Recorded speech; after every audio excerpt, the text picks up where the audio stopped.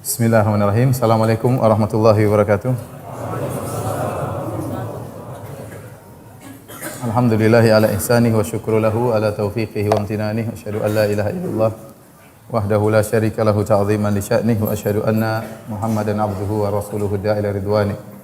Allahumma salli alaihi wa ala alihi wa ashabi wa ikhwani. Hadirin dan hadirat yang dirahmati oleh Subhanahu wa taala.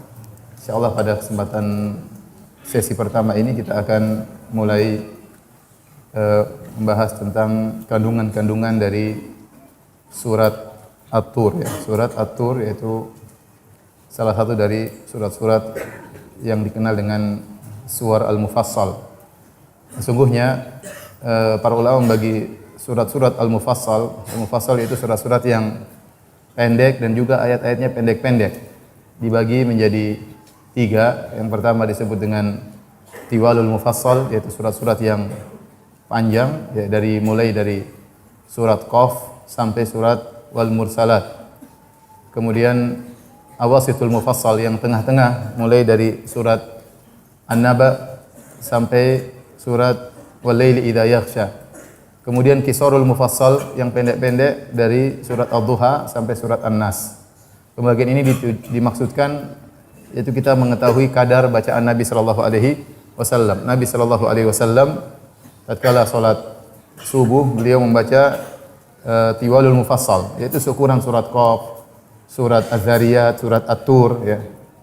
Kemudian kalau salat Isya maka beliau baca yang Awasitul Mufassal ya. Dari surat An-Naba sampai surat Wal Laili Idza Yaghsha. Adapun salat Maghrib maka beliau membaca seukuran Qisarul Mufassal, surat Ad-Duha dan seterusnya sampai surat An-Nas ya. Oleh karenanya di antara surat yang dibaca oleh Nabi sallallahu alaihi wasallam di salat subuh adalah surat At-Tur ya. Seperti hadis yang diriwayatkan Imam Al-Bukhari dari Ummu Salamah radhiyallahu taala anha, beliau berkata, "Syakautu ila Rasulillah sallallahu alaihi wasallam anni ashtaki." Aku mengeluhkan kepada Nabi atau aku lapor kepada Nabi sallallahu alaihi wasallam sesungguhnya aku sakit. Waktu itu Nabi sallallahu alaihi wasallam sudah selesai haji dan Nabi ingin pulang ke kota Madinah. Ya, qadarullah ternyata Ummu Salamah sakit dan dia belum tawaf wada. Maka Nabi SAW berkata, "Tufi min wara'in nas wa anti raqibah." Dalam riwayat wa hum yusallun. Nanti kalau pas salat subuh, maka engkau wahai Ummu Salamah tawaf naik onta. Tawaf di belakang orang-orang yang sedang salat, ya.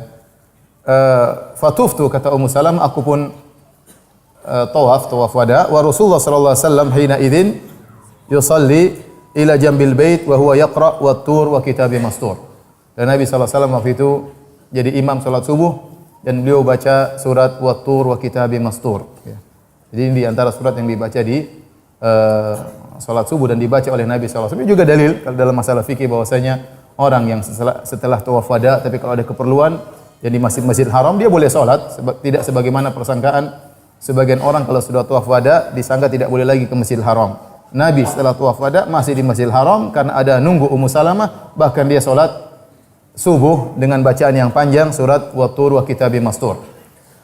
Ini disebutkan oleh para ulama tentang bagian tadi, tentang Tiwalul Mufassal yang panjang-panjang, kemudian Awasitul Mufassal yang tengah-tengah sama Qisarul Mufassal. Ini secara umum, namun terkadang yang panjang dibaca di salat Maghrib dan terkadang yang pendek dibaca di salat subuh. Sebagaimana Nabi sallallahu alaihi wasallam pernah membaca surat Al-Mursalat wal Mursalati urfa di salat Maghrib. Itu surat yang terakhir yang Nabi jadi imam dalam salat jahriyah sebelum Nabi sallallahu alaihi wasallam meninggal dunia, ya. Demikian juga Nabi pernah membaca surat At-Tur tatkala salat Maghrib. Sebagaimana dalam Sahih Al-Bukhari, tatkala Jubair bin Mut'im radhiyallahu anhu waktu masih kafir, beliau datang ke Madinah untuk menebus tawanan perang Badar. Ya, orang-orang musyrikin kalah dalam perang Badar, kemudian mereka ditawan, kemudian Nabi mengumumkan yang mau nebus silakan bawa tebusan. Di antaranya Jubair bin Mut'im. Waktu itu masih kafir radhiyallahu anhu, maka beliau datang membawa tebusan untuk menebus sebagian tawanan perang Badar. Tatkala beliau sampai di Madinah, beliau mendengar Nabi sallallahu alaihi wasallam dalam salat Maghrib membaca surat At-Tur, ya, surat At-Tur. Falamma balagha haula'il ayat, am khuliqu min ghairi syai'in am humul khaliqun am khalaqus samawati wal arda bal la yuqinun. Tatkala Nabi baca surat At-Tur wa Tur kitabim mastur terus sampai pada firman Allah, am khuliqu min ghairi syai'in. Apakah mereka diciptakan tanpa ada yang menciptakan? Am humul khaliqun. Apakah mereka yang telah menciptakan diri mereka sendiri? Am khalaqus samawati wal ard? Apakah mereka yang telah menciptakan langit dan bumi? Kata Jubair bin Mut'im, ya, kada qalbi yatir, hampir-hampir jantungku lepas mendengar ayat-ayat tersebut. Ini hadis dalam Sahih Al-Bukhari, dan kata Ibnu Katsir rahimahullah, ini antara sebab kemudian Jubair bin Mut'im akhirnya masuk Islam di kemudian hari. Taib, hadirin dan hadirat yang dirahmati Allah Subhanahu wa taala, surat At-Tur adalah surat Makkiyah. Surat Makkiyah sering saya sampaikan, yang namanya Makkiyah itu adalah surat-surat atau ayat-ayat yang turun sebelum Nabi berhijrah. Adapun surat Madaniyah atau ayat Madaniyah yaitu surat atau ayat yang turun setelah Nabi berhijrah, ya, setelah Nabi berhijrah. Tatkala disebut dengan surat Makkiyah, maka kita bisa mengetahui siapa audiens mad'uin yang dihadapi oleh Nabi SAW tatkala itu, yaitu orang-orang kafir Quraisy. Beda tatkala Nabi sudah pindah ke Madinah, maka kita tahu audiens yang diajak khitab ditujukan kepada para sahabat yang mereka rata-rata kaum mukminin, ya. Sehingga kita tahu nuansa surat-surat Makkiyah biasanya bercerita tentang 3 perkara akidah, tentang al-iman bil yaumil akhir, ya, tentang otentiknya Al-Qur'an, bahwasanya Al-Qur'an dari Allah Subhanahu wa taala, dan yang 3 tentang kerasulan Nabi Muhammad sallallahu alaihi wasallam. Kebanyakan surat Makkiyah isinya itu tentang akidah, tentang bahwasanya hari kiamat itu ada karena mereka mengingkari hari kiamat.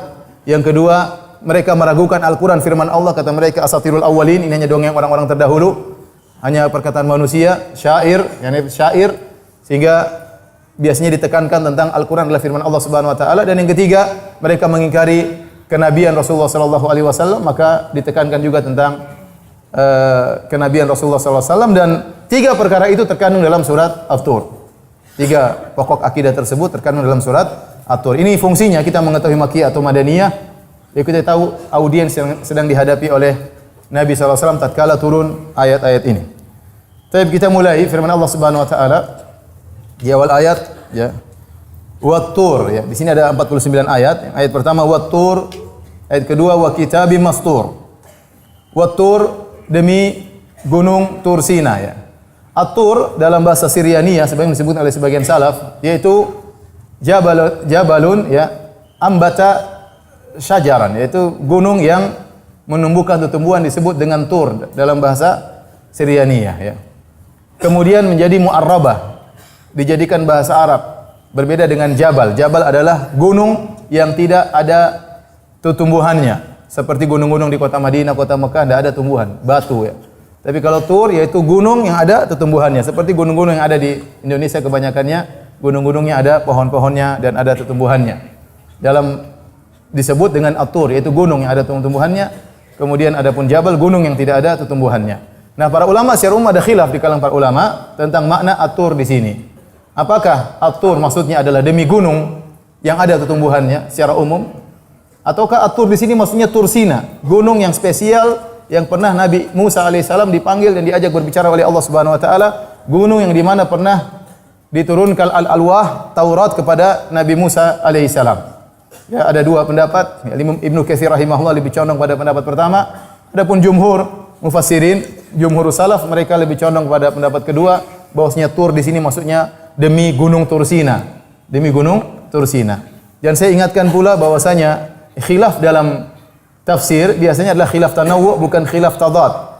Khilaf-khilaf yang ada dalam tafsir biasanya khilaf tanawwu, yaitu hanya beda sudut pandang namun tidak bertabrakan, tidak kontradiktif.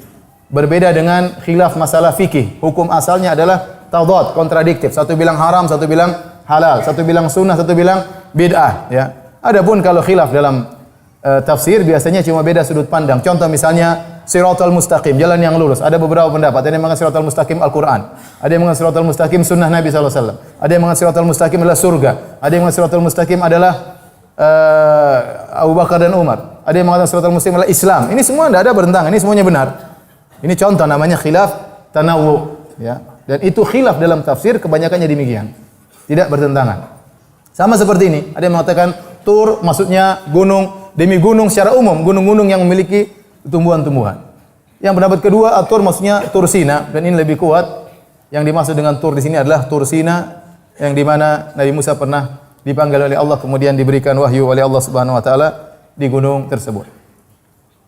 Kemudian wa kitabim mastur, demi kitab yang tertorehkan, tertuliskan, ya. Ini juga khilaf. Ada yang mengatakan wa kitabim mastur maksudnya Lauhil Mahfuz. Pendapat kedua, wa kitabim mastur maksudnya al-kutub al-munazzalah, kitab-kitab yang Allah turunkan kepada para anbiya, baik kepada nabi maupun nabi-nabi sebelumnya, yaitu demi Taurat, demi Zabur, demi Injil, demi Al-Qur'an, ya. Wa kitabim mastur. Ini dua pendapat di kalangan para ahli tafsir, namun yang lebih kuat wallahu alam bisawab, maksudnya adalah Al-Kutub Al-Munazzalah. Kitab bukan Lauhil Mahfuz, tetapi kitab yang diturunkan kepada para nabi. Kenapa? Karena setelah itu Allah berfirman fi raqim mansyur. Raq adalah kulit yang mereka tulis firman Allah di kulit tersebut. Sehingga sebagian ulama mengatakan, ada khilaf lagi setelah mereka mengatakan wa kitabim mastur, maksudnya kitab yang Allah turunkan kepada nabi, kitab apakah? Ada yang mengatakan umum, ada yang mengatakan maksudnya Taurat, ada yang mengatakan maksudnya Al-Qur'an. Tahir bin Asyur merajikan bahwasanya ini maksud adalah Taurat, ya, adalah Taurat karena orang-orang Yahudi dahulu mereka kalau ada wahyu diturunkan kepada Nabi Musa alaihissalam, mereka tulis di kulit. Di kulit, kemudian mereka jahit kulit tersebut sehingga jadi panjang.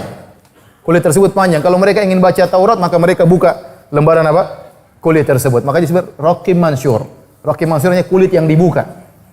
Sehingga ini disebut oleh para ulama yang dimaksud adalah demi Taurat yang tertulis di Raqim Mansyur, tertulis di kulit yang disambung-sambung, kemudian kalau mau dibaca dibuka. Sebenarnya dalam hadis tatkala ada dua orang Yahudi berzina, kemudian mereka datang kepada Nabi SAW, kemudian Nabi mengatakan, apa kalian ridho dengan hukum di Taurat? Kata mereka, ridho. Kalau gitu kata Nabi SAW, datangkan Taurat dan buka. Fanasharu Taurat. Maka mereka mereka buka Taurat. Karena besar. Dibuka, ternyata dapat dalam Taurat disebutkan bahwasanya orang berzina dirajam. Ya. Dan ini pendapat ini cukup kuat karena sebelumnya Allah berfirman Wat-Tur, demi bukit Tursina yang di situ Nabi Musa dipanggil oleh Allah Subhanahu wa taala. Kemudian kata Allah Subhanahu wa taala, dan pendapat yang lain mengatakan maksudnya kitabim mastur, maksudnya Al-Qur'an. Demi Al-Qur'an. Wallahu alam bisawab, ini semua khilaf tanawwu, ya. Khilaf tanawwu. Kemudian wal baitil ma'mur, demi al-baitil ma'mur. Al-baitul ma'mur juga di sini secara umum ada dua pendapat. Pendapat pertama mengatakan al-baitul ma'mur adalah Ka'bah. Al-bait maksudnya al-Ka'bah, al-ma'mur ay ma'mur, al-ma'mur bi ta'ifin wa ruk'is sujud. Yang Ka'bah itu makmur, dipenuhi oleh orang-orang yang beribadah dengan tawaf yang selalu tidak pernah sepi dari namanya tawaf. Orang-orang salat di situ, sujud di situ, ya. Orang-orang beribadah di sekitar Ka'bah. Sehingga sebagian ulama mengatakan maksudnya wal baitul ma'mur, maksudnya wal Ka'bati, demi Ka'bah. Pendapat yang kedua, dan ini pendapat jumhur salaf dan khalaf, bahwasanya wal baitul ma'mur di sini maksudnya adalah masjid, ya, yang ada di langit ke-7 atau ada yang mengatakan langit ke-4, yang malaikat selalu masuk ke masjid tersebut, ya, beribadah dalam masjid tersebut. Sebenarnya dalam Sahih Muslim dari Malik bin Sa'sa' an Nabi sallallahu alaihi wasallam dalam hadis Al-Isra, kata Nabi sallallahu alaihi wasallam, "Tsumma rufi'a li al-baitul ma'mur." Kemudian ditampakkan bagiku al-baitul ma'mur. Fa qultu ya Jibril, ma hadza? Aku berkata, wahai Jibril, ini apa? Kata Jibril, "Hadza al-baitul ma'mur." Ini adalah al-baitul ma'mur. Yadkhuluhu kulla yaumin sab'una alfa malakin. Setiap hari ada 70.000 malaikat yang masuk ke dalam masjid tersebut. Idza kharaju minhu, kalau mereka sudah keluar dari masjid tersebut, lam yaudu ilaihi. Mereka tidak akan kembali lagi ke Baitul Ma'mur. Akhira ma alaihim. Dan itu terakhir mereka pergi ke Al-Baitul Ma'mur. Ini menunjukkan bahwasanya malaikat jumlahnya banyak. Karena setiap hari ada malaikat yang berbeda yang masuk ke Baitul Ma'mur. Kalau sudah keluar nggak pernah kembali lagi. Berarti jumlah malaikat sangat banyak karena setiap hari ada 70.000 orang yang baru. Nah, kalau kita ke Ka'bah bisa berulang-ulang. Kalau malaikat sekali ke Baitul Ma'mur tidak pernah kedua kali lagi. Dan setiap hari ada 70.000 malaikat yang baru yang masuk ke Baitul Ma'mur, menunjukkan jumlah malaikat sangat banyak. Dalam hadis juga disebutkan Nabi SAW melihat Ibrahim alaihissalam musnidan dhahrahu, dia menyandarkan punggungnya di Baitul Ma'mur. Ini dalil boleh kalau ente mau sandaran di Ka'bah boleh. Karena Ibrahim bersandar ke Baitul Ma'mur, ya. Tapi jangan coba-coba diangkat sama polisi, ya. Jadi sebagian ulama mengatakan sebagian Nabi Ibrahim yang telah membangun Baitullah di bawah, maka Allah memberikan dia kemuliaan untuk ke Baitul Ma'mur. Adapun riwayat-riwayat yang menunjukkan bahwasanya Baitul Ma'mur berada hilal Ka'bah, persis di atas Ka'bah. Seandainya Baitul Ma'mur jatuh akan menimpa Ka'bah. Maka semua riwayat dhaif. Semua riwayat apa? Dhaif. Datang dari sebagian sahabat dan dari Nabi sallallahu alaihi wasallam riwayat semuanya dhaif kata Syekh Saleh Al-Syekh hafizahullah taala, semua riwayatnya dhaif. Sehingga tidak bisa kita jadikan landasan untuk mentafsir. Intinya yang sahih cuma tadi Rasulullah SAW bercerita waktu Rasulullah SAW Mi'raj, Rasulullah SAW diperlihatkan Baitul Ma'mur di langit ke-7 atau langit keberapa, dan disebutkan bahwasanya malaikat 70.000 malaikat tiap hari masuk ke Baitul Ma'mur. Kalau sudah masuk dan keluar tidak pernah kembali lagi kedua kali. Dari sinilah sebagian ulama atau kebanyakan ulama berpendapat wal Baitul Ma'mur di sini maksudnya adalah al Baitul Ma'mur yang ada di langit. Sementara sebagian ulama mengatakan al Baitul Ma'mur yang dimaksud adalah Ka'bah di bumi. Meskipun Nabi menyebut tentang al Baitul Ma'mur, tentang al Baitul Ma'mur di langit dalam hadis Isra Mi'raj, tapi tidak ada isyarat yang kuat yang menunjukkan Baitul Ma'mur yang Nabi dilihat oleh Nabi itulah yang dimaksud dalam surat At-Tur. Sehingga mereka mengatakan itu hadisnya sahih, tapi ini Baitul Ma'mur maksudnya Ka'bah. Intinya kata Al-Imam Ibnu Qayyim rahimahullahu taala sama saja. Apakah mau kita katakan Baitul Ma'mur di langit maupun Baitul Ma'mur di bumi yaitu Ka'bah, dua-duanya bait yang makmur, dipenuhi oleh peribadatan. Di langit dipenuhi oleh ibadahnya para malaikat, adapun di bumi dipenuhi dengan ibadahnya para manusia yang tawaf, rukuk dan sujud di Masjidil Haram. Taib. Kemudian kata Allah Subhanahu wa taala, was-saqafil marfu', dan demi atap yang diangkat, maksudnya demi langit, ya. Langit dinamakan oleh Allah dengan saqaf, yaitu atap. Sebagaimana firman Allah, wa ja'alna as-samaa'a saqafan mahfudha. Dan kami jadikan langit sebagai atap yang terjaga, ya.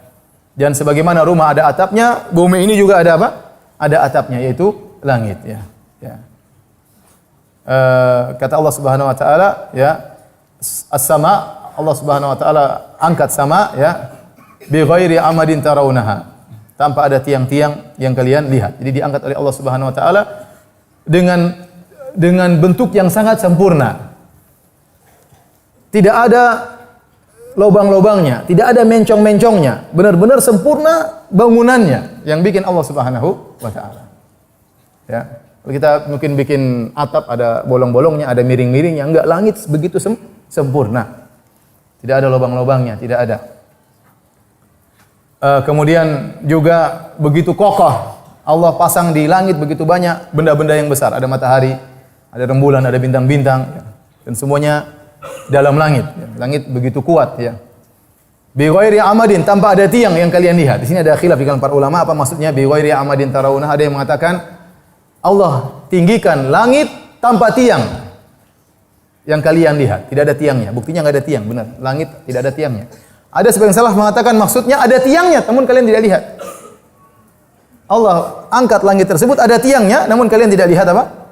Tiangnya. Allah alam bisawab. Intinya langit adalah makhluk yang sangat hebat, yang sangat luas, yang bisa kita lihat dengan mata kita. Ya, ada makhluk yang lebih luas lagi, ada kursi, adalah arsy. Tetapi sekarang yang bisa kita lihat makhluk terbesar, terluas adalah apa? Langit. Kemudian kata Allah Subhanahu wa taala wal bahril masjur. Demi al-bahr, laut yang al-masjur. Al-masjur di sini demi laut yang di al-masjur. Al-masjur di sini ada khilaf di kalangan para ulama. Ada sekitar 4 pendapat atau 5 pendapat. Ada yang mengatakan al-bahril masjur maksudnya laut yang dinyalakan. Al-masjur yaitu sujir. Wa idzal biharu sujirat. Laut dinyalakan jadi api.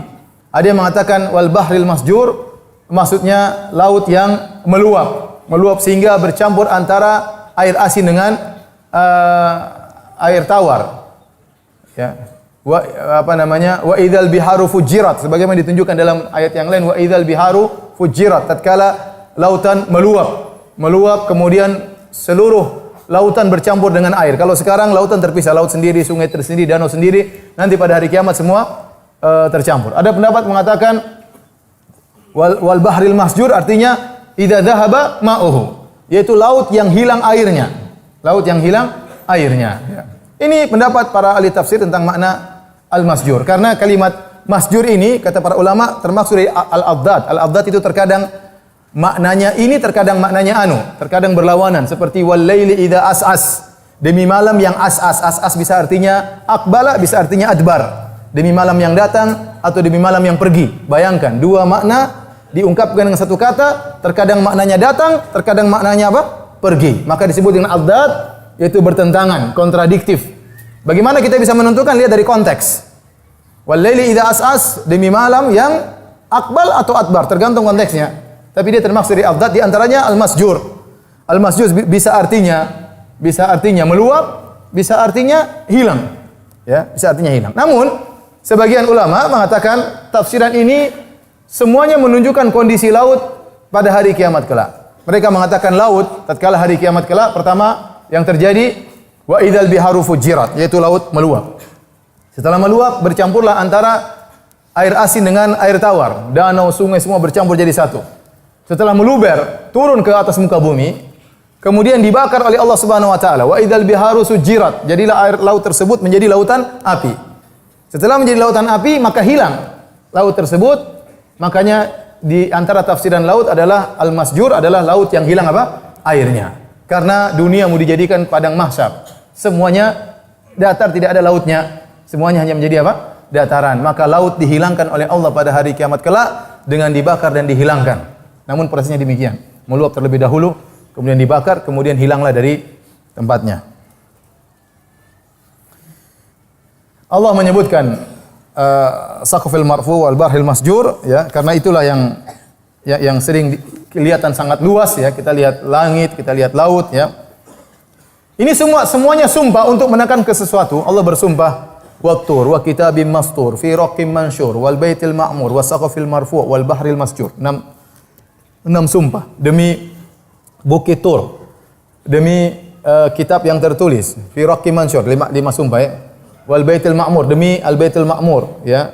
Kemudian demi langit yang wasaqafil marfu, kemudian demi lautan yang dibakar.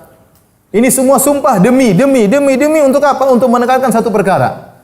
Yaitu apa? Inna adzaba rabbika lawaqi'. Untuk menekankan inna adzaba rabbika lawaqi'. Sungguhnya azab Rabbmu akan terjadi. Sungguh-sungguh akan terjadi. Jadi inna adzaba rabbika lawaqi'.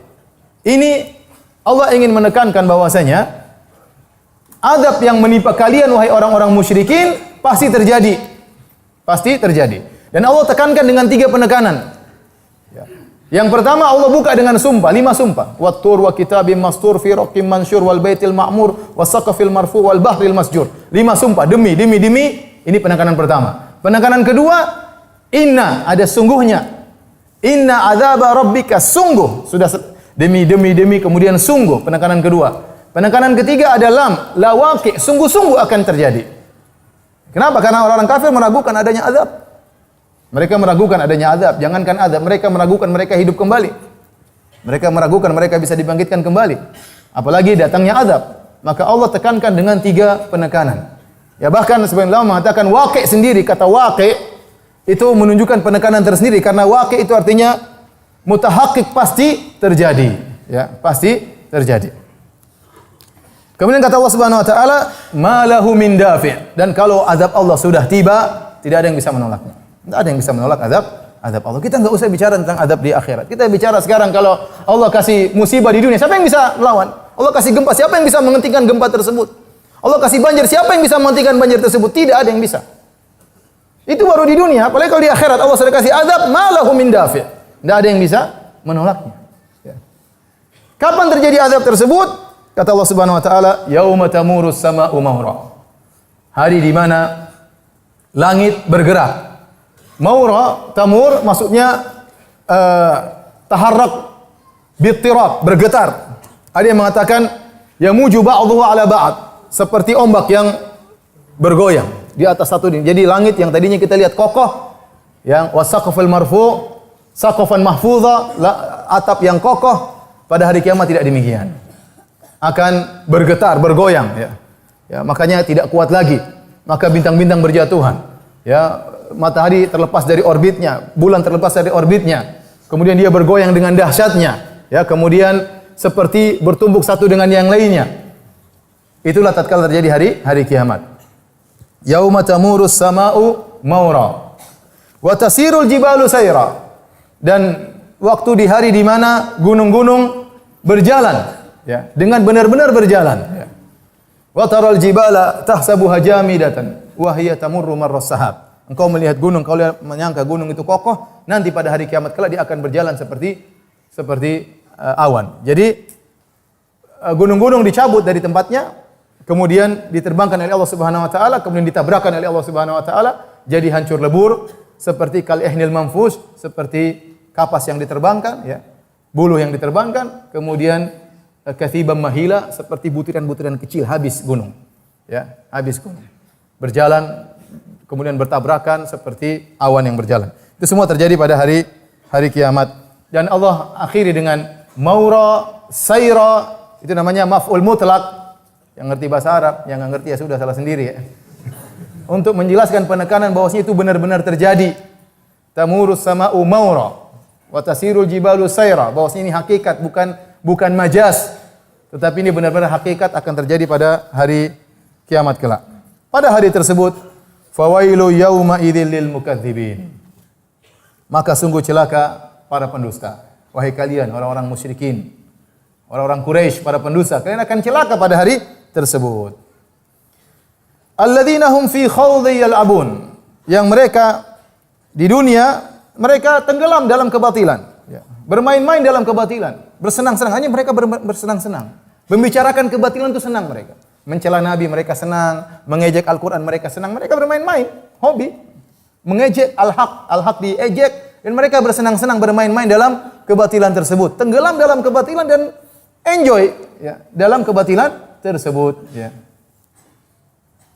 Namun apa kata Allah? Yauma yud'auna ila jahannam da'a.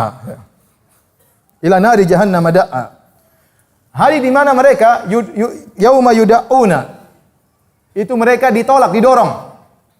Ila nari jahannam da'a, ditolak dengan tolakan yang kuat. Dengan daf'an anifan, dengan tolakan yang sangat kuat, ya. Jadi ceritanya mereka ini disuruh masuk neraka, mereka tidak mau. Maka mereka berjalan mundur, tapi mereka dipaksa. Makanya ditolak dengan kuat sementara mereka mau mundur, tidak mau masuk dalam neraka jahanam, tapi digeret. Digeret. Sebagian ulama mengatakan digeret dalam kondisi tangan mereka terbelenggu, kaki mereka dilipat ke atas sampai dari belakang sampai diikat di kepala mereka. Mereka tidak bisa lari. Akhirnya didorong dengan sangat kasar, ya, dengan keras, dan dimasukkan dalam neraka jahanam. Yauma yud'auna ila nari jahannama da'a. Kemudian kata Allah Subhanahu wa taala, "Hadhihi an-narul lati kuntum biha tukadzibun." Inilah neraka jahanam yang kalian dahulu mendustakannya. Kalian kan bilang neraka enggak ada.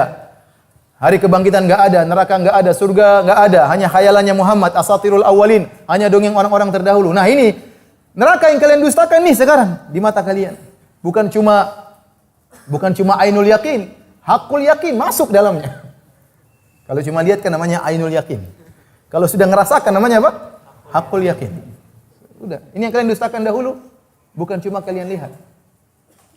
Yauma yud'aula ila nari jahannam da'a, dilemparkan masuk ke dalam neraka jahanam. Setelah itu Allah mengejek mereka. Di antara siksaan yang diberikan kepada penghuni neraka jahanam, siksaan fisik dan siksaan batin. Diejek. Hadhihi an-narul lati kuntum biha tukadzibun. Inilah neraka yang dulu kalian dustakan. Ejekan pertama. Kalian dulu kan katanya enggak ada, tang ini. Rasain. Kemudian kata Allah Subhanahu wa taala, "Afasihrun hadza? Am antum la tubsirun?" Ini sihir kah? Kalian masuk sini sihir. Ini lagi disihir Muhammad masuk neraka. Karena mereka selalu mengatakan Muhammad adalah penyihir, Al-Qur'an adalah sihir. Cerita tentang neraka hanyalah sihir, cerita tentang surga adalah sihir. Sekarang berani ngomong lagi, "Afasihrun hadza?" Ini kalian sedang disihir masuk neraka? Am antum la tubsirun, atau kalian tidak lihat? Sebenarnya bukan neraka. Sudah mereka ini diejek, ejekan berikutnya. Ejekan kedua. Afasihrun hadza? Ini kalian sedang tersihir kan dalam neraka? Tentu bukan.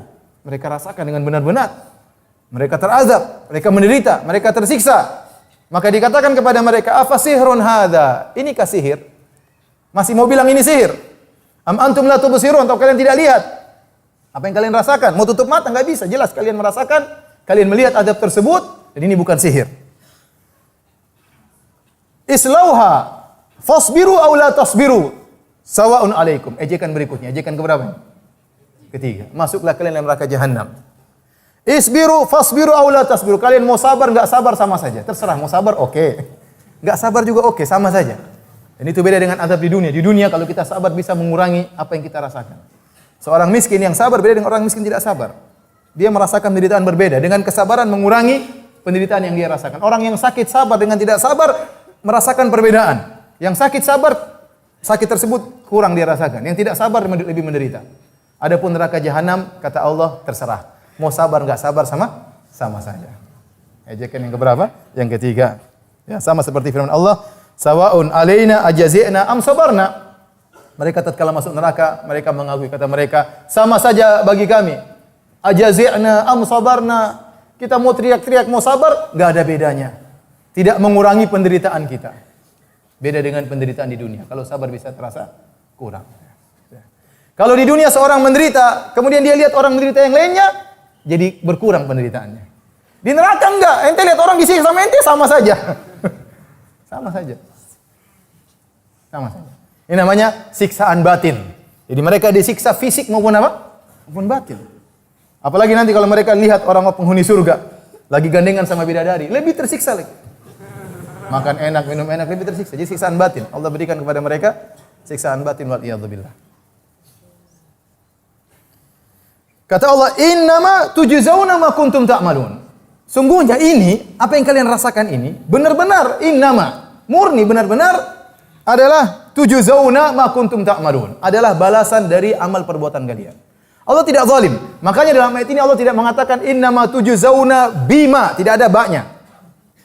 Beda dengan masuk surga. Kulu washrabu hani'an bima kuntum ta'malun. Maksudlah makanlah minum kalian di surga dengan penuh kesenangan bima, karena amalan yang kalian kerjakan.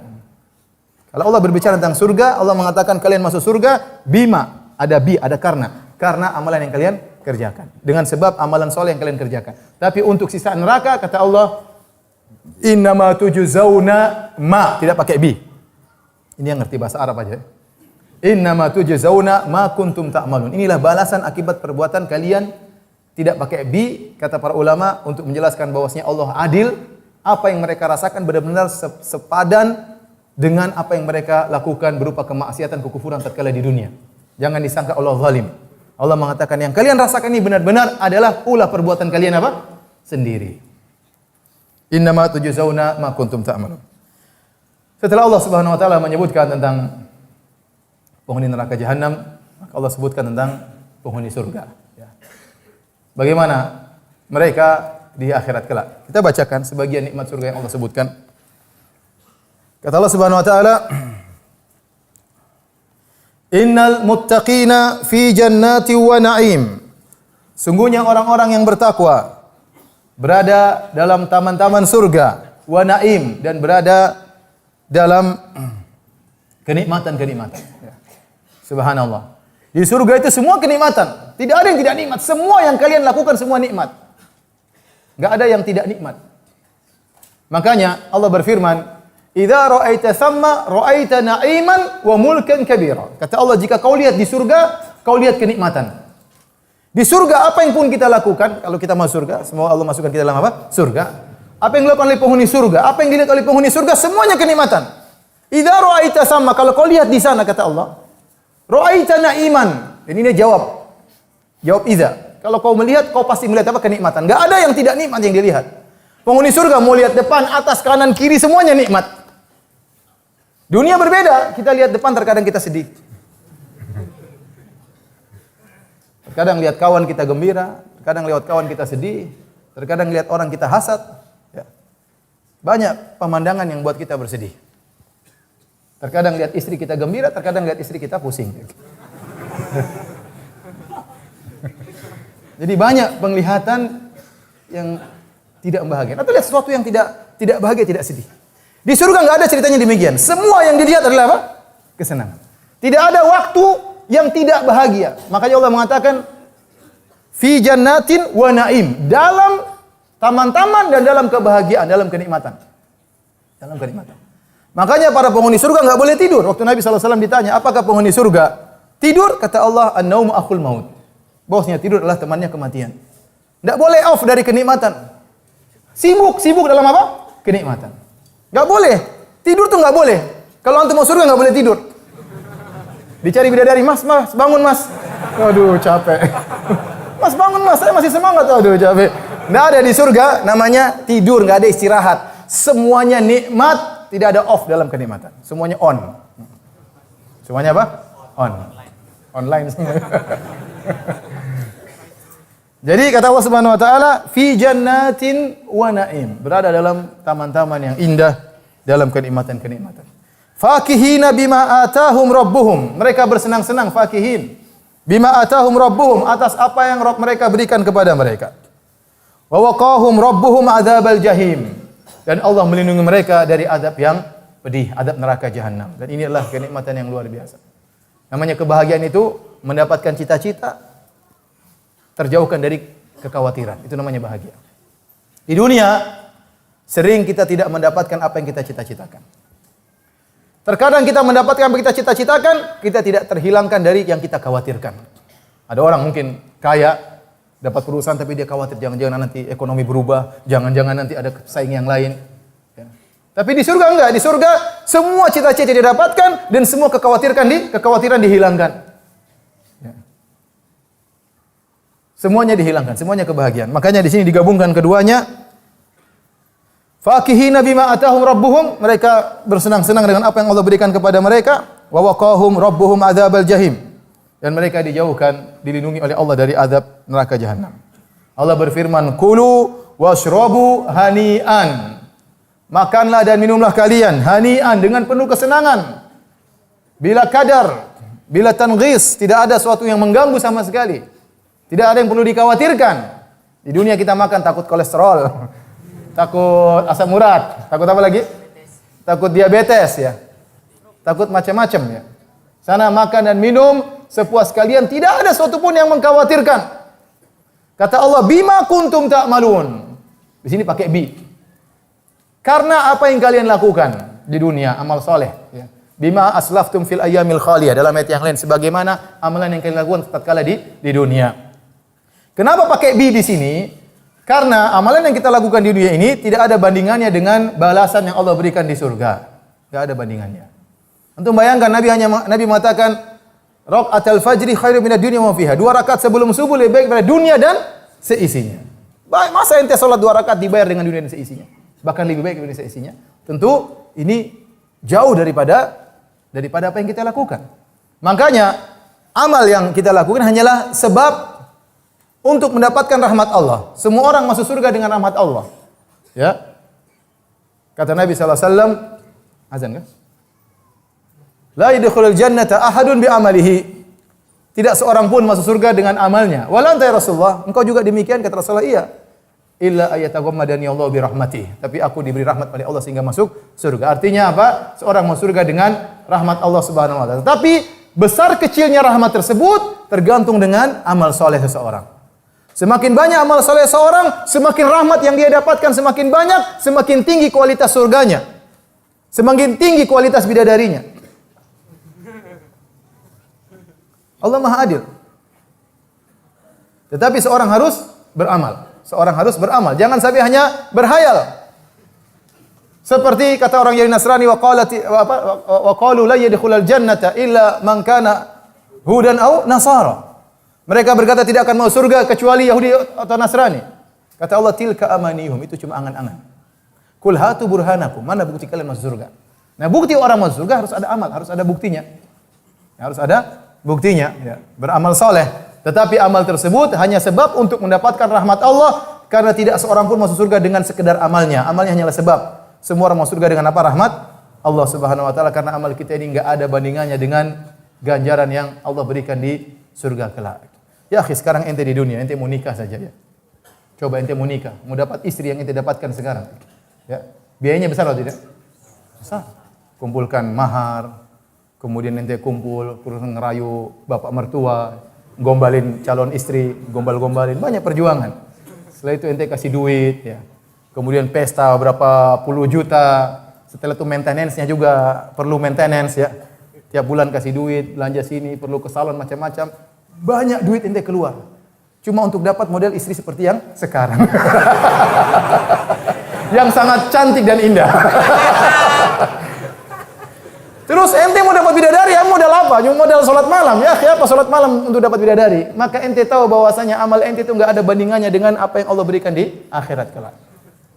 Paham maksudnya? Jadi tidak ada yang mau surga dengan sekedar amalnya. Amalnya hanya sekedar sebab untuk mendapatkan rahmat Allah Subhanahu wa taala.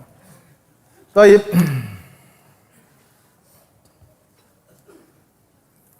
Kata Allah Subhanahu wa taala, muttaqiina ala sururin masfufah. Mereka ittika. Ittika itu antara tidur dan duduk. Namanya apa? Ittika. Dan ini kebiasaan para raja untuk bersenang-senang. Mereka sambil nyandaran ya, melihat bidadari-bidadari, permaisuri-permaisuri ya. Sambil santai, ittika begini. Ya. Semua raja-raja begitu ya. Dan demikianlah tatkala di surga kelak para penghuni surga juga seperti raja dan mereka benar-benar raja. Mereka benar-benar raja. Ya. Sampai-sampai disebutkan dalam tafsiran dalam surat Al-Insan, ra'aita na'iman wa mulkan kabira. Kalau kalian melihat di surga kalian melihat kerajaan yang besar. Di antara tafsiran kerajaan yang besar itu benar-benar kerajaannya sebesar, penghuni surga paling rendah, kerajaannya seluas 10 kali lipat bumi ini. Kemudian di antara tafsiran wa mulkan kabiran, kerajaan yang besar yaitu istidzanul malaikah. Malaikat kalau mau ketemu penghuni surga minta izin dulu, bayangkan. Dia raja atau tidak? Raja. Antum bayangkan, misalnya presiden jenderal mau ketemu ente, minta izin dulu sama sekretaris ente. Berarti ente orang hebat enggak? Hebat. Presiden mau ketemu aja minta izin. Malaikat, ini malaikat bukan presiden. Malaikat mau ketemu dia minta izin terhadap penjaga-penjaganya. Maka benar-benar dia seorang apa? Raja, ya. Benar-benar dia seorang pemimpin, orang hebat di surga. Maka tatkala itu gaya-gayanya juga seperti gaya-gaya raja di dunia. Santai sambil apa? Bertelekan. Bukan nongkrong, enggak ya? Azan kah? Azan dulu deh. Azan dulu, baru kita lanjut. Silakan. Oh belum? Salah. Berapa menit lagi? 5 menit lagi. Ya. Muttaqiina ala surur. Mereka ya bertelekan di atas sarir, itu tempat tidur, ya. Masfufah yang diatur oleh Allah seperti saf-saf. Entah bagaimana hakikatnya, wallahu ta'ala alam bisawab. Ya. Intinya Allah sebutkan ala sururim masfufah. Mungkin mereka saling berhadap-hadapan, diatur sebagaimana caranya, semuanya santai di atas di atas tempat tidur mereka, ya. Dalam ayat yang lain, alal araiki yang turun, mereka di atas dipan-dipan sambil memandang. Jadi sambil bertelekan itu sambil mandang banyak kenikmatan, ya. Lihat macam-macam kenikmatan, ya. Lihat taman-taman yang begitu indah, lihat bidadari-bidadari, ya. Lihat istri-istrinya, lihat anak-anaknya, lihat keluarganya, lihat makanan yang begitu berbagai macam, lihat istana yang begitu indah, lihat tanah yang luar biasa, kenikmatan surga. Kata Allah, wa zawwajnahum bihurin 'ain. Maka kami zawaj mereka dengan hurin 'ain. Kenapa saya tafsirkan zawaj? Karena sebagian ulama mengatakan zawaj di sini bukan nikah, bukan. Di sana enggak ada akad nikah ya. Kami nikahkan akad nikah, kemudian datang penghulu. Mana penghulu bidadari kan? Bukan. Oleh karenanya maksudnya di sini wa qarannahum, kami gandengkan mereka. Zawaj dalam bahasa Arab artinya apa? Digandengkan. Kami gandengkan mereka dengan hurin 'ain. Siapakah hurin 'ain di sini? Ada khilaf di kalangan para ulama. Ada yang mengatakan hurin 'ain di sini maksudnya hurun 'ain, maksudnya bidadari yang Allah ciptakan khusus untuk para penghuni surga. Inna ansha'nahunna insya'a faja'alnahunna abkaran. Kami ciptakan mereka langsung. Bidadari diciptakan tanpa melalui tahapan, tidak kecil dulu, ingusan dulu, ya enggak. Tahu-tahu langsung apa? Dewasa untuk digandengkan dengan para penghuni surga. Pendapat yang kedua yang dimaksud dengan hurin 'ain di sini adalah umum. Termasuk wanita-wanita dunia yang masuk surga akan dirubah menjadi hur 'ain. Taib, apa maknanya al-hur? Al-hur jamak dari al-haura. Ini disebutkan oleh Al-Qurtubi dalam tafsirnya. Dia sebutkan ada beberapa pendapat tentang makna al-haura. Ada yang mengatakan al-haura artinya adalah putih. Bahwasanya bidadari yang masuk surga atau istri yang masuk surga akan menjadi seorang wanita yang sangat putih. Saking putihnya sebagaimana pernah sering kita sampaikan, yaitu yura bayadu saqaiha min wara'i sab'ina hullah. Saking putihnya sampai putih betisnya terlihat di balik 70 gaun.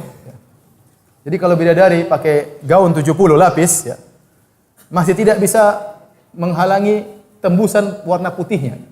Jadi kelihatan di balik 70 gaun. Luar biasa ya. Kalau antum ketemu bidadari, sudah pakai baju 70 masih kelihatan apa? Putih betisnya. Gimana antum nggak sabar untuk ngerobek apa baju-baju itu? Azan kan? Ya akhi. Hah? Azan, oke, azan dulu. Kita lanjutkan. Ada beberapa pendapat tentang makna al-hur. Al-hur jama' dari al-haura. Tadi kita sebutkan pendapat pertama mengatakan al-haura maksudnya sangat putih, sangat putih. Putihnya sempurna, ya. Yang kedua, al-haura mereka mengatakan hur diambil dari kata yahur, yaitu membingungkan, ya. Membuat orang takjub, keheranan. Makanya li'annahunna yaharut tarf fi husnihinna. Karena bidadari tersebut membuat orang heran karena saking cantiknya mereka. Kita bayangkan saja kita sudah heran, ya. Makanya bagaimana putihnya bisa menembus 70 gaun. Bagaimana kata Nabi sallallahu alaihi wasallam, yura mukhu saqaiha min mara'il lahmi minal husni. Terlihat sumsum betisnya di balik dagingnya karena saking indahnya, ya. Jadi benar-benar seperti bening. Jadi mereka putih dan apa? Bening. Bagaimana menggabungkan putih dan bening kita bingung, ya. Kalau antum lihat, antum nanti heran. Masya Allah, kok bisa putih sekaligus apa? Bening. Iya, kayak tahu aja. Ada yang bilang putih dulu baru bening.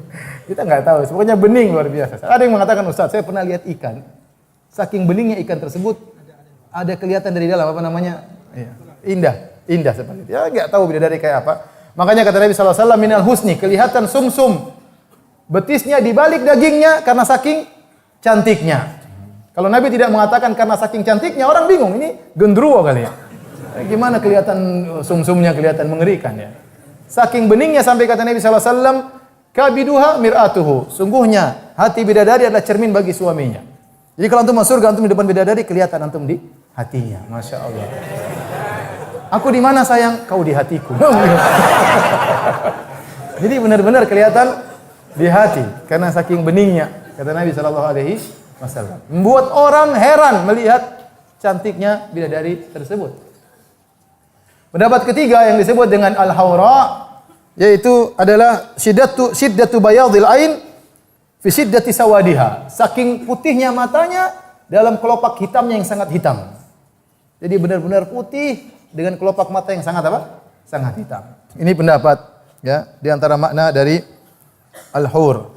Adapun al-ain maksudnya mata mereka tidak sipit tetapi mata mereka lebar, yang itu menunjukkan kecantikan sang bidadari. Ya, intinya ini semua cuma gambaran. Seorang hanya bisa tahu kalau melihat apa? Melihat langsung bidadari tersebut. Kemudian para ulama khilaf.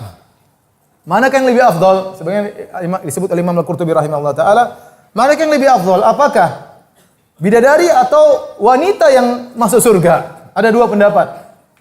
Pendapat yang mengatakan bidadari lebih afdal, pendapat yang mengatakan wanita surga yang lebih afdal. Ya. Adapun yang mengatakan wanita dunia yang masuk surga lebih afdal daripada bidadari, ya, karena mereka beramal saleh. Mereka dimuliakan, mereka pernah bertasbih kepada Allah, mereka pernah sujud kepada Allah, mereka bersabar dalam melayani suami mereka, mereka bersabar dalam mengurusi anak-anak mereka, maka mereka dibalas lebih afdal daripada bidadari. Sebenarnya mengatakan bidadari lebih afdal. Dalilnya tatkala seorang salat jenazah, dia berdoa wa abdillahu ahlan khairan min ahlihi. Di antara doa tersebut, kalau lelaki meninggal, ya Allah gantikanlah bagi dia keluarga yang lebih baik daripada keluarganya di dunia. Ini dalil bahwasanya bidadari lebih afdal daripada wanita dunia yang masuk surga. Tetapi doa tersebut tidak melazimkan, karena bisa jadi maksudnya kalaupun istrinya masuk surga dijadikan lebih baik secara kualitas tubuh maupun kualitas akhlak. Karena memang wanita masuk surga akan dirubah menjadi wanita yang sangat cantik jelita, ya. Oleh karenanya kita berdoa semoga ibu-ibu, ya, masuk surga. Semoga ibu menjadi ratu bidadari. Ibu sabar dalam kehidupan ini, ya. Sabar dengan suami, sabar mengurus anak-anak, semuanya butuh apa? Kesabaran agar bisa menjadi bidadari di surga, ya. Taib. Kemudian Jadi wa zawwajnahum bihurin in, yang benar adalah wa qarrannahu bihurin in. Kami gandengkan mereka dengan bidadari, baik dari istri-istri mereka di dunia yang masuk surga ataupun bidadari-bidadari yang Allah ciptakan spesial untuk apa? Mereka. Digandengkan oleh Allah Subhanahu wa taala. Setelah itu Allah berfirman. Lanjut apa nanti? Lanjut. Kata Allah, walladzina amanu wattaba'tum dzurriyyatuhum biimanin alhaqana bihim dzurriyyatahum. Allah sebutkan tentang di antara kesempurnaan nikmat Allah berikan kepada penghuni surga, yaitu Allah menjadikan anak-anak mereka selevel dengan mereka. Kata Allah, dan orang-orang yang beriman dan diikuti oleh anak keturunan mereka dengan iman pula, alhaqana bihim dzurriyyatahum. Maka kami susulkan keturunan mereka dengan mereka, jadi satu level. Wa ma alatnahum min amalihim min syai', dan kami tidak mengurangi amalan orang-orang beriman tersebut. Kullu mri'in bima kasaba rahin, masing-masing ya berdasarkan apa yang mereka lakukan bertanggung jawab. Maksudnya ayat ini bentuk pemulihan Allah terhadap orang beriman. Kalau orang beriman masuk surga, misalnya di level 10, kemudian anak-anaknya ternyata levelnya rendah, maka di antara pemulihan Allah terhadap orang beriman tersebut, anak-anaknya diangkat sehingga bisa selevel dengan orang tua mereka. Dan kalau sudah selevel, seharusnya kalau kita pakai logika, harusnya orang tua, al-aba, orang tua mengorbankan sebagian amalnya untuk turun misalnya dari 10 ke 5, yang anak dari 2 ke 5, ketemunya di level 5. Ternyata tidak. Untuk menaikkan anak ke level 10 tidak perlu dia turun. Sehingga kata Allah, "Ma alatnahum min amalin min syai'." Kami tidak mengurangi amalan orang tua tersebut. Tidak ada pahala yang ditransfer ke anak supaya selamat. Enggak, supaya satu level, enggak. Kalau dia transfer pahala ke anak-anak, berarti kan dia turun dan anak naik. Tidak, anak-anak yang dinaikkan tanpa mengurangi pahala orang-orang beriman tersebut. Ini satu tafsiran. Tafsiran yang kedua mengatakan sebaliknya juga. Karena dzurriyyah dalam bahasa Arab bisa artinya anak-anak dan bisa artinya orang tua. Seperti firman Allah Subhanahu wa taala, wa ayatul lahum anna hamalna dzurriyyatahum fil fulkil mashhun. Kata Allah Subhanahu wa taala dalam surat Yasin ya, bahwasanya di antara ya tanda-tanda Allah bagi mereka, kami angkat dzurriyyatahum, kami dulu angkat nenek moyang mereka fil fulkil mashhun, di suatu kapal yang penuh isinya. Itu tentang Nabi Nuh alaihissalam dan orang-orang yang beriman dengan Nabi Nuh. Allah menamakan Nabi Nuh dan orang-orang beriman bersama Nabi Nuh, yang itu nenek moyang kita semuanya, disebut dengan dzurriyyah. Berarti dzurriyyah dalam bahasa Arab bisa artinya anak-anak, bisa artinya apa? Nenek moyang. Oleh karenanya antara hubungan anak dan orang tua ini bisa timbal balik. Kalau ternyata orang tuanya level tinggi, anak akan diangkat sesuai dengan level orang tuanya. Dan sebaliknya, kalau anak yang level tinggi, orang tua rendah, orang tua bisa diangkat sesuai dengan level anaknya. Maka antum harus kerjasama sama anak. Nak, kamu harus hafal Quran lebih daripada Abi. Abi hafalnya berapa? Setengah juz. Kita berusaha, kita memang pengorbanan luar biasa. Makanya saya sering sampaikan, aset termahal yang kita miliki adalah anak. Kalau kita punya anak soleh, lebih soleh daripada kita akan dapat manfaat pada hari kiamat kelak. Bisa diikut sertakan bersama anak-anak tersebut.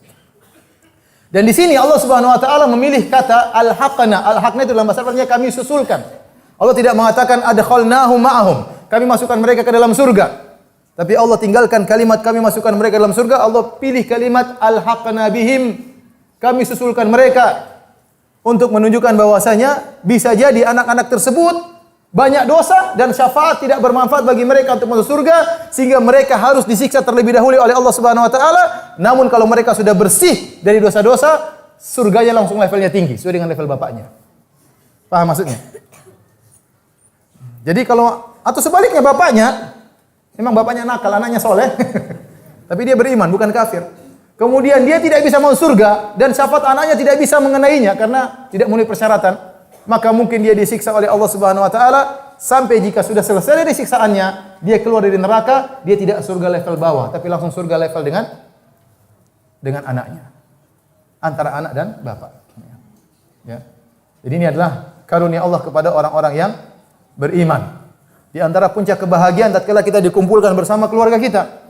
Dikumpulkan bersama istri kita, dikumpulkan bersama anak-anak kita, dikumpulkan bersama orang tua kita.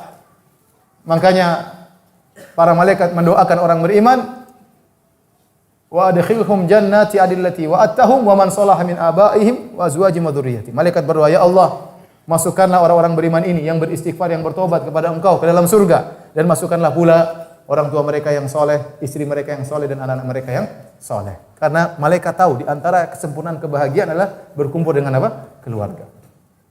Berkumpul dengan keluarga. Di sini kata Allah, wa ma alatnahum min amalihim min syai' kullu imri'in bima kasaba rahin. Kata Allah, kami tidak mengurangi pahala orang yang level atas untuk di-offer ke level yang di bawah. Masing-masing menanggung dosanya. Artinya apa? Kalau ternyata ya orang tua di level atas dan dia punya dosa-dosa, maka tidak akan mempengaruhi sang anak. Demikian juga kalau sang anak punya dosa-dosa, tidak akan mempengaruhi sang bapak. Allah berikan kemuliaan dalam masalah surga. Allah angkat level yang bawah ke level yang atas. Adapun masalah dosa, satu tidak menanggung yang lainnya. Yang satu tidak menanggung yang lainnya. Kecuali kalau dia menyuruh anaknya bermaksiat, baru dia tanggung.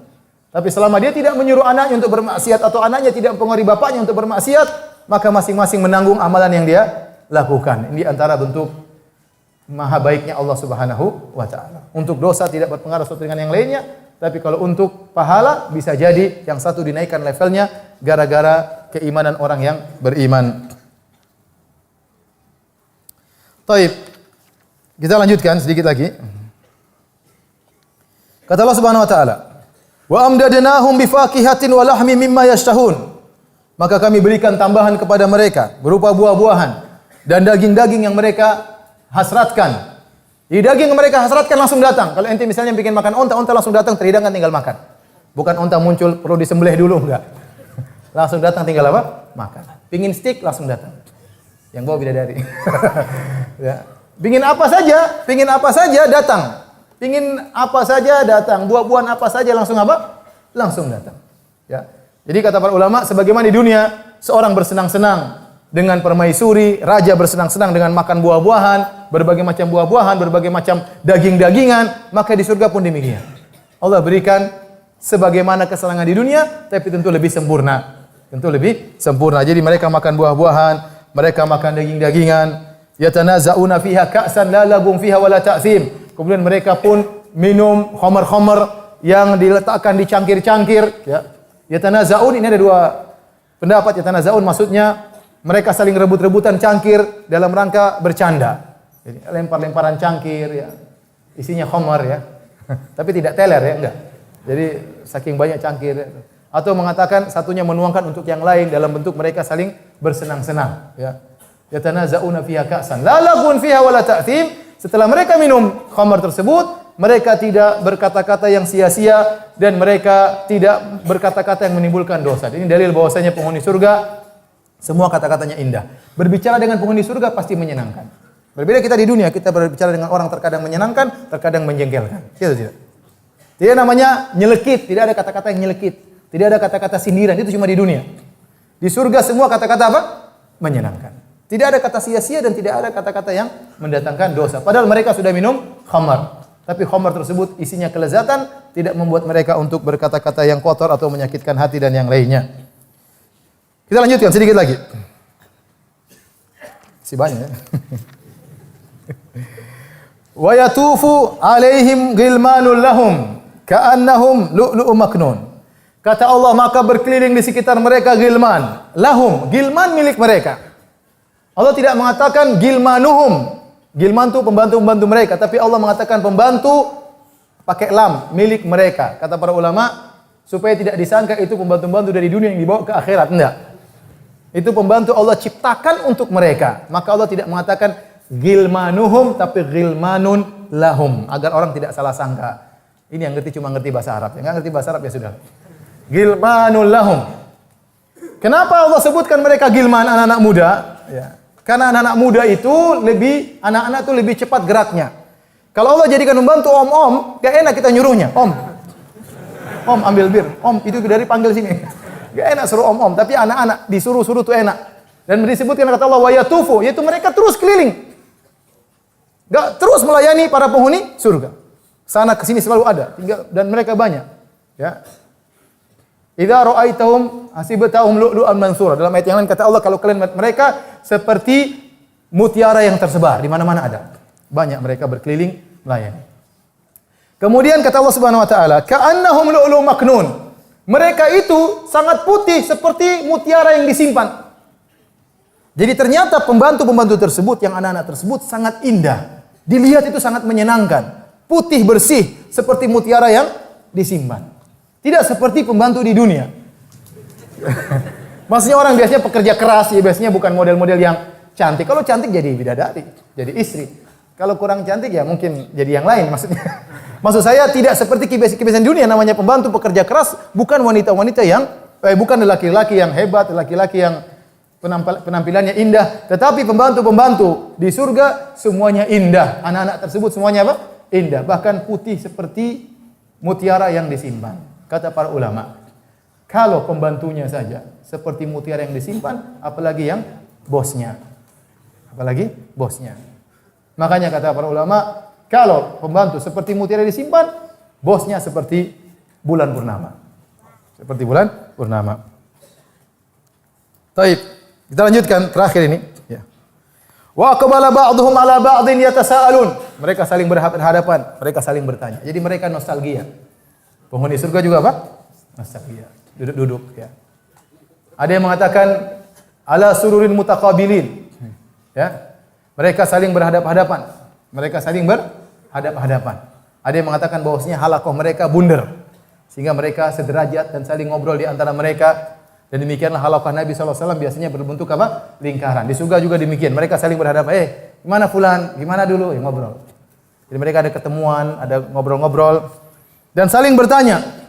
Di sini siapa yang saling bertanya? Ada yang mengatakan penghuni surga di antara mereka. Ada yang mengatakan orang tua dengan anak yang saling bertanya.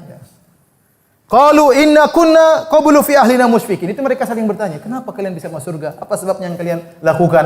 Maka di antara mereka ada yang menjawab, inna kunna qablu fi ahlina musyfikin. Kami dahulu waktu di keluarga kami dalam kondisi takut. Ini dalil tentang keutamaan rasa takut kepada Allah Subhanahu wa taala. Apalagi mereka mengatakan kunna qablu fi ahlina. Kami dulu di keluarga, kami dalam kondisi takut. Padahal namanya orang dalam keluarganya biasanya senang-senang, tidak rasa takut. Orang takut kapan? Bersendirian. Kapan takut? Tatkala di masjid. Ya. Tapi mereka meskipun dalam keluarga mereka masih ada rasa takut kepada Allah Subhanahu Wa Taala. Rasa takut tidak masuk surga. Apalagi kalau mereka bersendirian. Ya. Ini dalil tentang pentingnya rasa takut kepada Allah Subhanahu Wa Taala. Sebagian ahli tafsir mengatakan ini perkataan orang tua kepada anak-anak mereka. Kami dulu takut. Kenapa kalian? Kalian anak-anak, kami khawatir dulu kalian nakal, enggak masuk surga. Ada yang tafsirkan demikian. Tapi ternyata Allah masukkan kalian ke dalam apa? Surga. Ya. Sama sebagian anak-anak bilang, bapak dulu kami khawatir bapak ini nakal-nakal sedikit masuk. Ternyata bapaknya juga masuk apa? Surga. Kata Allah, "Famannallahu 'alaina wa waqana 'adzabas samum." Maka Allah Subhanahu wa taala memberikan anugerah kepada kami. Wa waqana 'adzabas samum. Dan Allah menjaga kami dari azab yang panas. Ya. Jadi Allah memberikan anugerah kepada kami gara-gara rasa takut kami kepada Allah waktu di dunia. Ya. Dan Allah berikan anugerah kepada kami dengan memasukkan kalian wahai anak-anak selevel dengan kami. Ini nikmat yang luar biasa. Yang harusnya kalian tidak pantas untuk bisa selevel dengan kami wahai anak-anak, tapi Allah masukkan kalian selevel dengan kami dan itu anugerah bagi kami sungguhnya.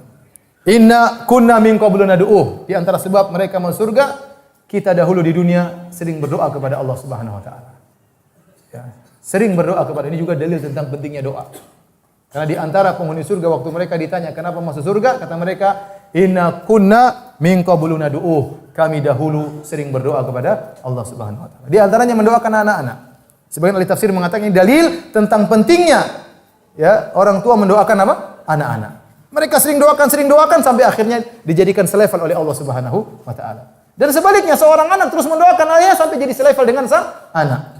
Bukankah dalam hadis Rasulullah SAW mengatakan inna rajula la turfa'u darajatu fil jannah. Ada seorang diangkat derajatnya di surga.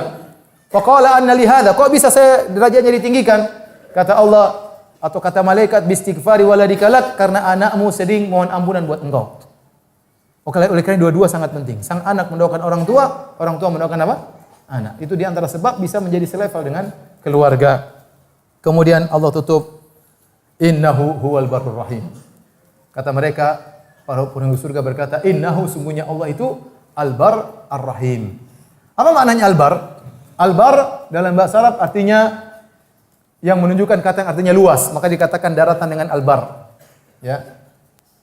Maksudnya seorang manusia dikatakan bar kalau dia banyak kebaikannya luas. Kalau dia sholat, dia benar-benar sholat yang banyak. Kalau dia sedekah, dia benar-benar sedekah yang banyak. Kalau dia berbakti kepada orang tua, benar-benar berbakti, bukan hanya sekedarnya. Baru disebut dengan bar. Ya. Tetapi barnya Allah tidak sama dengan barnya makhluk. Makanya penghuni surga berkata, innahu, sungguhnya Allah, ini dhamirul fasl untuk memberi yufidul hasar, pembatasan. Sungguhnya dialah Allah yang maha al-bar.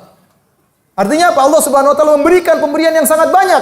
Bi ghairi minna, tanpa merasa harus balas budi, enggak ada. Beda manusia kalau beri kebaikan minta dibalas budi. Allah tidak, kalau berikan pemberian tanpa berharap balas budi sama sekali. Allah beri kebaikan kepada hamba-hambanya. Kebaikan yang terus berkesinambungan tiada berhentinya, dan juga kebaikan tersebut berlanjut di dunia maupun di akhirat. Beda manusia baik, tapi terkadang yamun, ada merasa berbuat baik. Yang kedua, terkadang dia berbuat baik hanya sebagian waktu yang lain enggak baik. Itu sifat manusia. Adapun Allah Subhanahu wa taala al-bar, maka senantiasa baik dan kebaikannya sangat luas, dan Allah tidak perlu balas budi dari manusia, dan kebaikannya berlanjut sampai di akhirat kala. Adapun ar-rahim ma'ruf, yaitu Allah Maha Pengasih lagi Maha Penyayang. Demikian kajian kita, insyaallah kita lanjutkan besok pada subuh. Tidak ada tanya jawab, sampai di sini dulu. Subhanakallah bihamdik, asyhadu an la ilaha illa anta, astaghfiruka wa atubu ilaik. Assalamualaikum warahmatullahi wabarakatuh.